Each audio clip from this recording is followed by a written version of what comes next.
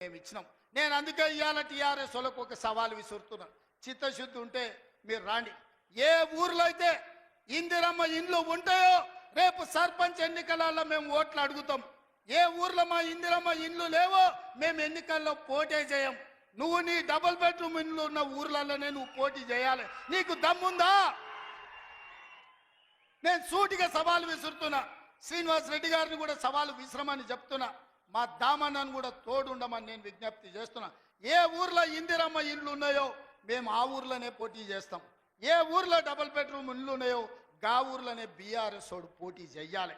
దానికి సిద్ధమైతే మా సవాల్ని స్వీకరించి మాట్లాడు. నువ్వేం చేసినావు, మేమేం చేసినావు ప్రజలకు అర్థమవుతుంది.